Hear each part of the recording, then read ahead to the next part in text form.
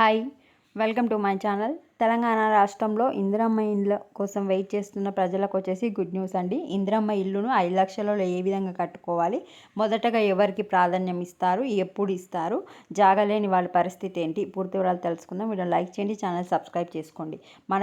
మన ప్రభుత్వం ఇచ్చే 5 లక్షలతో ఇల్లును ఏ విధంగా కట్టుకోవాలని ఇక్కడ మోడలైజ్ అయితే చూపించారు.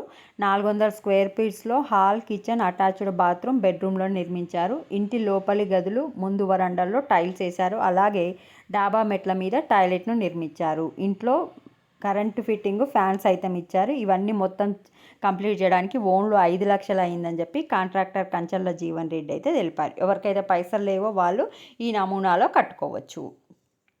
మనకు 26వ తారీఖు నుంచి ఇందిరమ్మ లబ్ధిదారుల ప్రకటించడం అయితే జరుగుతుంది. మొదట దశలో సొంత స్థలాలు ఉన్న వారికి ప్రాధాన్యం. ఇప్పుడైతే సొంత జాగా ఎవరికి ఉందో వాళ్ళకి మాత్రమే ఫస్ట్ పేజ్లో ఇల్లు ఇవ్వడం జరుగుతుంది.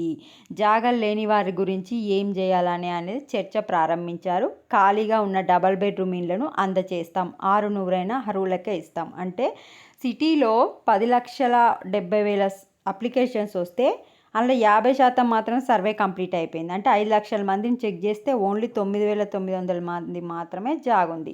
అంటే చాలామందికి జాగలేదు కనుక వాళ్ళందరికీ బీఆర్ఎస్ ప్రభుత్వంలో డబుల్ బెడ్రూమ్లు కంప్లీట్ చేయలేదు కదా, అవన్నీ కంప్లీట్ చేసి ఇస్తాము. అదేవిధంగా స్లమ్ ఏరియాస్లో చెక్ చేసి గవర్నమెంట్ భూమి ఎక్కడుందో చెక్ చేసి అక్కడ మీకు జాగ చూపిస్తామని అయితే చెప్పారు. మీరేం ఆందోళన చెందవలసిన అవసరం లేదు.